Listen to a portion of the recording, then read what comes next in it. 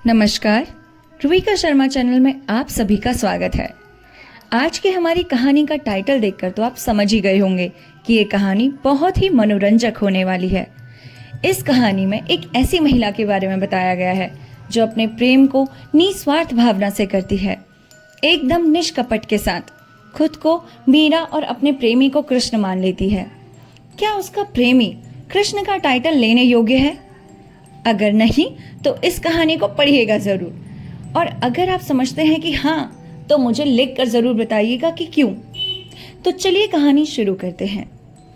Dinner के बाद pleasure drive पर जाते प्रतीक ने पूछा था, यहाँ कोई बार है आंटी? बार? भरा मेरा बार से क्या नाता? क्या करूँगी मैं वहाँ जाकर?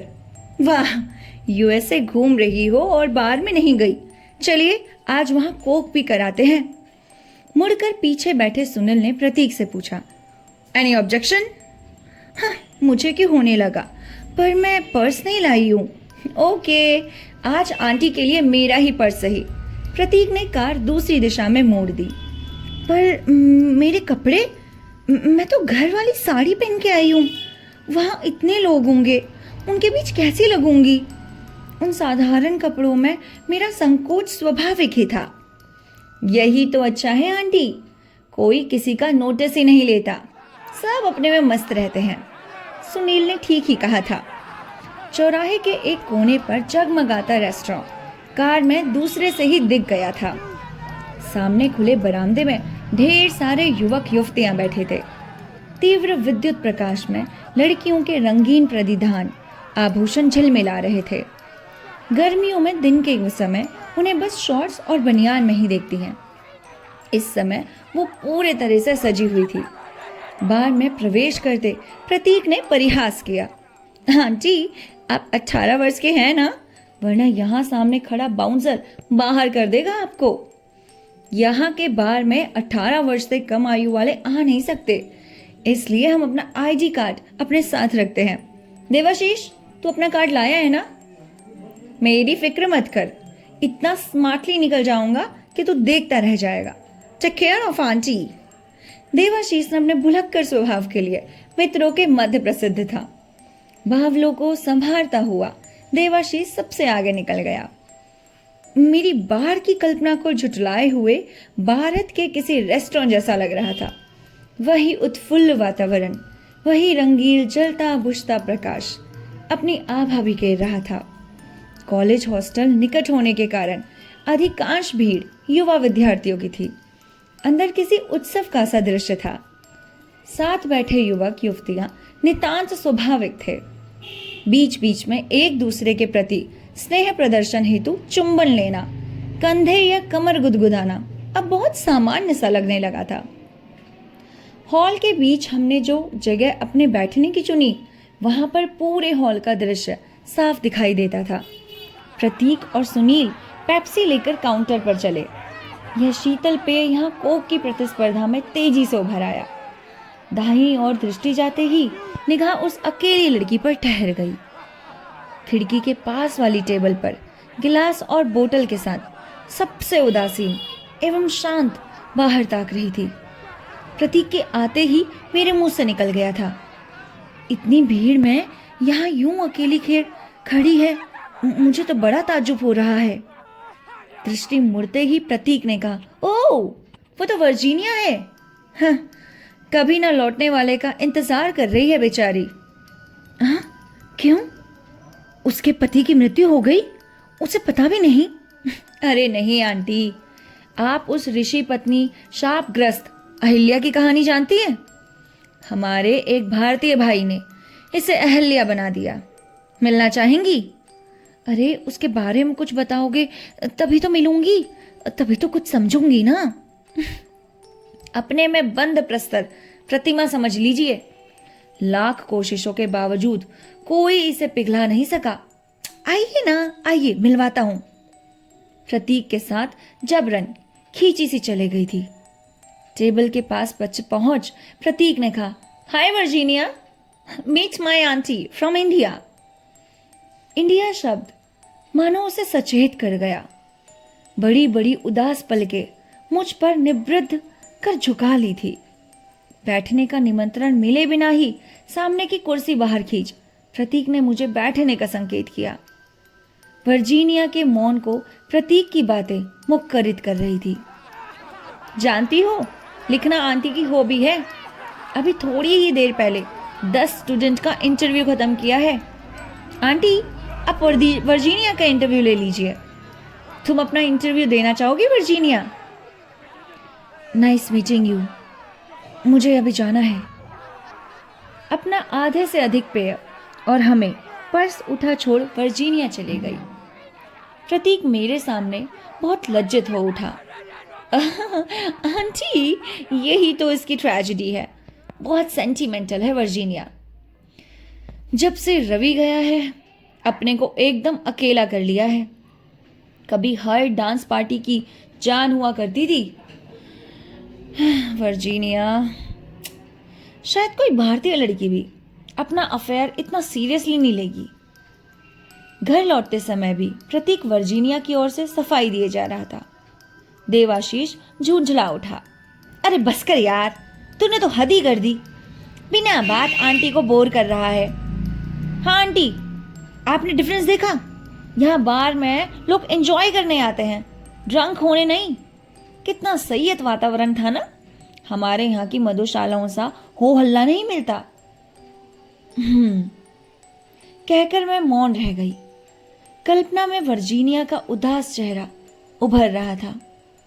अपार्टमेंट में पहुंच प्रतीक से प्रश्न किया, प्रतीक, ये रवि कौन था? कहाँ चला गया? ओफो आंटी, अब भी उसके बारे में सोच रही हैं? हाँ, कुछ उत्सुकता तो हो गई है। अब तूने उसे अहल्या कह दिया तो मैं उसकी कहानी जानना चाहती हूँ। दुख तो यही है आंटी, उसे अहल्या का रूप देने वाला रवि कोई महर्षि या महात्मा नहीं, एक बुज़दिल, कायर, बल्कि मेरी दृष्टि में निहायती गिरा हुआ इंसान था।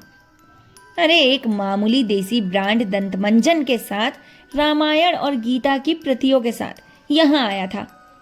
उसके पिता भारत में किसी मंदिर में पुरोहित थे।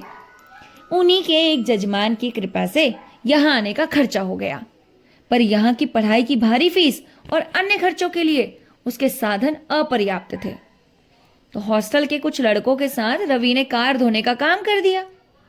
अब एक बार कॉलेज से लौटने के बाद सड़क के किनारे ट्रैफिक के पास खड़े होकर लड़के बारी बारी से कार वॉश कर रहे थे और कार वॉश की आवाज लगाते थे, और सिर्फ $3 में वो लड़के भी कार धोकर चमका देते थे। अब उस दिन ट्रैफिक लाइट के पास वर्जीनिया की गाड़ी जैसे ही रुकी, रवि के पास जाकर निहायत सादगी से कहा, कार वॉश करवाएंगे मिस? बस $3 में हमारा भला हो जाएगा। उसके कुर्ते पजामे के परिधान से वर्जीनिया को प्रभावित कर दिया। धूप की गर्मी से रवि का गौरवपूर्ण ताम्रवर्ती हो गया था। कहाँ ले जानी होगी गाड़ी? कुछ कौतुक से पूछा था वर्जीनिया ने। बस उस सामने वाली बिल्डिंग के पीछे। अपनी उपलब्धि पर रवि खिल उठा था। Jump in. फिक लाइट होते ही रवि कार में घुस बैठा। वर्जीनिया को मैपल की शीतल छाया में बिठा लड़के उसकी कार धोने में जुट गए। हॉस्टल के पीछे वॉलीबॉल ग्राउंड के निकट उन्होंने कार वॉश के लिए एक जगह बना थी। अब वर्जीनिया उस परिश्रमी लड़के को साश्रय देख रही थी। रवि उन सब से अलग उसे मुग्ध कर रहा था। वर्जीनिया ने 3 की जगह $5 देने चाहे तो उसने दृढ़ता से अस्वीकार कर दिया। नहीं, हमारा पारिश्रमिक बस $3 का है। Thanks miss. चलते चलते वर्जीनिया ने रवि से पूछा, क्या करते हो यहाँ? फिलॉसफी में PhD के लिए आया हूँ। ओह, तो तुम फिलॉसफर हो? भारतीय धर्म और दर्शन के नज़दीक से जानना चाहती हूँ। मदद कर सकोगे मेरी? हाँ, क्या सचमुच भारतीय धर्म दर्शन जानना चाहती हैं? रवि विश्वास ही नहीं कर पा रहा था। इसमें आश्चर्य की क्या बात है? इंग्लिश लिटरेचर में पोस्ट ग्रेजुएशन कर रही हूँ। टैगोर और अरविंद मेरे फेवरेट हैं। पर आपके लिए मेरे पास समय कब होगा? देख रही है ना, क्लासेस के बाद यहाँ कार वॉश करके अपना खर्चा चलाता हूँ। रवि मानो लज्जित सा हो उठा था। अगर मैं तुमसे पढ़ूंगी तो तुम्हारा पारिश्रमिक भी तो मुझे देना होगा, है ना? तो कार वॉश के समय में तुम मुझे पढ़ा देना। तुम्हारे खर्चे पूरे करना मेरी जिम्मेदारी, ओके? वर्जीनिया कुछ शैतानी सी मुस्कुराई। अपने धर्म दर्शन का ज्ञान देने के लिए आपसे पारिश्रमिक लूंगा? कदापि नहीं। रवि का असमंजस देख वर्जीनिया हंस पड़ी। देखो रवि, हम अमेरिकन फीलिंग्स में बहुत फ्रैंक होते हैं और डीलिंग्स में भी। तुम मेरे लिए अपना समय दोगे, उसका मूल्य चुकाना मेरा फर्ज है। प्लीज से यस रवि। वर्जीनिया का अनुरोध ऐसा था कि रवि को हाँ करना पड़ा। नगर के प्रसिद्ध उद्योगपति की दुल्लागरी बेटी थी वर्जीनिया। सौंदर्य और बुद्धि का अद्भुत संगम था उसमें। अपने हंसमुख स्वभाव के कारण वह हर महफिल की जान हुआ करती थी। ना जाने कितने भ्रमण सदृश युवक से उसके आसपास घूमते थे, पर उसे तो शायद रवि की ही प्रतीक्षा थी। रवि ने मानो अपना पैतृक व्यवसाय आधुनिक परिवेश में ढाल लिया था। मंदिर ले जाकर वर्जीनिया से कहा था, जानता हूं ये पत्थर की मूर्तियां तुम्हें निर्जीव लगेंगी, पर अगर सच्चे मन पूरे विश्वास से इनकी ओर देखोगी तो ये तुमसे बोलने लगेंगी। देखो वहां भगवान राम हम दोनों को देखकर मुस्कुरा रहे हैं। देखो सीता माँ तुम्हें आशीष दे रहे हैं। रवि ने श्रद्धापूर्वक हाथ जोड़कर नयन बंद कर लिए। सच रवि? वर्जीनिया रवि की विश्वासपूर्ण बवाणी से मानो बंद कर सी रह गई। रवि रामायण की चौपाइयों को अपने मधुर स्वर में गाकर उनका अर्थ बताता था और मंत्रमुग्ध वर्जीनिया की कल्पना में चित्र साकार हो उठते। वह चकित सी रवि का मुख ताकती रह जाती। राम ने सीता को प्रथम दृष्टि में अपनी पत्नी स्वीकार कर लिया था और उनके अतिरिक्त कभी किसी दूसरी स्त्री के विषय में सोचा तक नहीं, रवि ने बताया। अमेरिका में जन्मी पत्नी वर्जीनिया को रवि की कहानी बहुत अच्छी लगी, बहुत मनमुदकारी। क्या भारत के सभी पुरुष ऐसे ही होते हैं? क्या तुम भी ऐसे ही हो रवि? वर्जीनिया का कौतूहल बढ़ता ही जा रहा था। मैं भी तो विशुद्ध भारतीय हूं, उनसे अलग कैसे हो सकता हूं? पर पुरुष क्या, वहां की स्त्रियां तो अपने पुरुष के लिए हंसते हंसते प्राण भी त्याग देती हैं। सीता ने पति के साथ जंगल में 14 वर्ष स्वेच्छा से रहना स्वीकार किया। राजस्थान में पति की मृत्यु पर स्त्रियां जौहर किया करती हैं। रवि ने वर्जीनिया को ना जाने कितनी पतिव्रता सती नारियों की कहानी सुना डाली थी। वर्जीनिया ने रवि के साथ नियमित रूप से मंदिर जाना शुरू कर दिया। भारतीय धर्म और दर्शन पर ना जाने कितने पुस्तकें पढ़ डाली। वर्जीनिया ने अब शाकाहारी भोजन शुरू किया तो रवि और भी विस्मित हो उठा। भला तुम ये भोजन साध सकोगी? क्यों? क्या कंदमूल खाकर सीता 14 वर्ष वन में ना रही? उसके उत्तर ने रवि को मौन कर दिया। अब वर्जीनिया ने हिंदी भी पढ़नी शुरू कर दी। मंदिर में तन्मय भजन गाती वर्जीनिया ने रवि से कहा, विश्वास तो नहीं, पर ना जाने क्यों लगता है तुम में मीरा की आत्मा है। क्या ये हो सकता है? सच रवि? अपने मीरा की रूप की कल्पना ने वर्जीनिया को उत्साहित कर दिया था। क्यों नहीं, हम भारतीय तो पुनर्जन्म में पूर्ण विश्वास रखते हैं। अब तुम ही सोचो, भारत से हजारों मील दूर भला तुम्हारे मन में भारतीय धर्म दर्शन जानने की इच्छा क्यों उठी? रवि ने वर्जीनिया को उलझन में डाल दिया।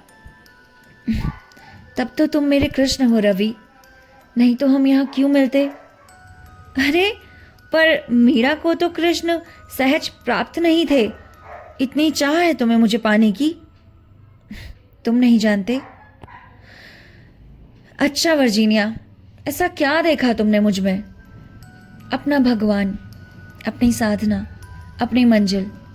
अच्छा, और अगर मुझे कुछ हो जाए तो सती हो जाऊंगी। वर्जीनिया गंभीर और उत्साहित होकर बोली। छी, क्या पागलपन है। और रवि हंस दिया। अरे नहीं नहीं, सच कहो रवि, मुझे भारत ले चलोगे ना? वहां रह सकोगी वर्जीनिया? अभावपूर्ण देश है हमारा। रवि ने सीधा प्रश्न किया। जिस धरती पर राम, कृष्ण, गौतम, मीरा, अरविंद अवतरित हुए, उसे अभावपूर्ण बताते हो रवि? काश मैं उस धरती पर जन्म लेती। अरमान भरी उसास छोड़ी थी वर्जीनिया ने। तो ठीक है, हम जल्दी ही भारत चलेंगे वर्जीनिया। वहां गंगा किनारे हमारा छोटा सा घर। देख, मुक्त रह जाओगी तुम। भारतीय धर्म संस्कृति के विषय में बात करते रवि से वर्जीनिया ने पूछा था। भारतीय धर्म जाति को इतनी मान्यता क्यों देते हैं? भला तुम्हारे पिता मुझे स्वीकार कर सकेंगे? क्यों नहीं, पिताजी विशुद्ध गंगाजल छिड़ककर तुम्हें पवित्र कर लेंगे। क्या? गंगाजल छिड़कने से ही मैं पवित्र हो जाऊंगी? तुम मुझे पवित्र नहीं मानते रवि। पानी भला क्या जादू कर सकता है? वर्जीनिया कुछ शुद्ध हो उठी थी। यही तो तुम नहीं जानती। गंगा जल भारतीयों के लिए अमृत है। अंतिम समय में इसकी एक बूंद मोक्ष प्रदान करती है। रवि ने विस्तार से भागीरथ द्वार सागर पुत्रों के तारण की कथा सुनाई। वर्जीनिया मानो दिन प्रतिदिन भारतीय धर्म के चमत्कारिक रूप द्वारा विमोहित होती जा रही थी। पता नहीं रवि के विश्वासपूर्ण कथन में सम्मोहन अधिक होता था या धर्म का अद्भुत आकर्षण था, जो वर्जीनिया को अपने मोह पाश में बांधा जा रहा था। रवि की पीएचडी की स्वीकृति हो गई थी। वर्जीनिया ने अपने घर विभाग के प्राध्यापकों और साथियों को आमंत्रित किया था। साड़ी ब्लाउज के भारतीय परिधान में सजी वर्जीनिया ने विशुद्ध शाकाहारी भोजन परोसा। पिछले कई दिनों से वर्जीनिया एक भारतीय महिला के साथ भोजन बनाना सीख रही थी। उस दिन रवि को अचानक अपना पाक कौशल दिखा चमत्कृत कर दिया था वर्जीनिया ने। अब तो भारतीय बहू बनने का अंतिम प्रमाण पत्र भी तुमने जुटा लिया वर्जीनिया। रवि आनंदित था। हंसी खुशी की वह संध्या पलक झपकते ही बीत गई। अतिथियों को विदा देने के बाद रवि के मादक क्षणों में रवि अपना संयम, विवेक भूल वर्जीनिया को पाने को व्याकुल हो उठा।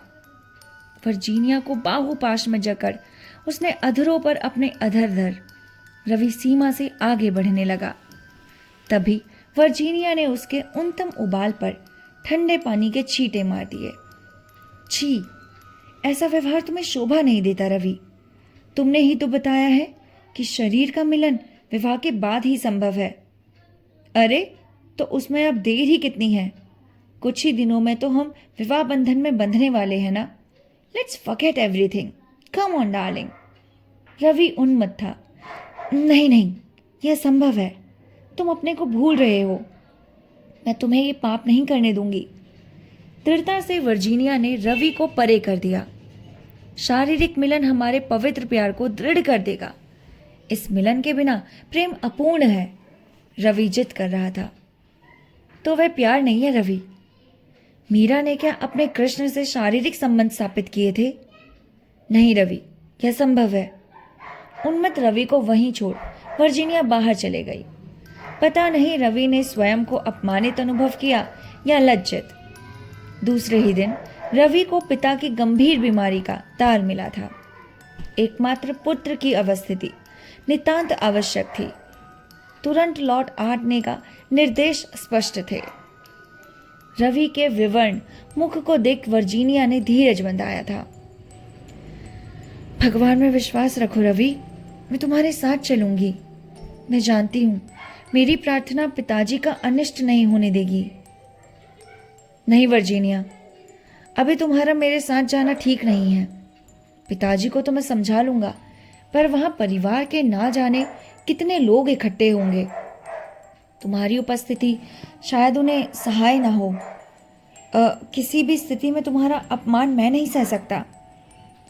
मेरा मान अपमान सिर्फ मेरा ही तो नहीं है ना रवि। मान लो पिताजी को कुछ हो गया तो मैं उनका आशीर्वाद भी ना ले पाऊंगी। नहीं, इस समय तुम्हारे जाने से बहुत सी प्रॉब्लम्स आ जाएंगी। मैं पहुंचते ही तुम्हें कांटेक्ट करूंगा। Have faith in me darling. Virginia ने ही रवि का टिकट खरीदा, शुभकामनाओं के साथ उसे विदा किया, समाचार शीघ्र देने का अनुरोध किया। वर्जीनिया ने कंधे स्नेह से थपथपा किया और रवि चला गया। 1 महीने तक रवि की कोई सूचना न पाकर वर्जीनिया व्यग्र हो उठी। रवि मेरे ही हॉस्टल में रहता था।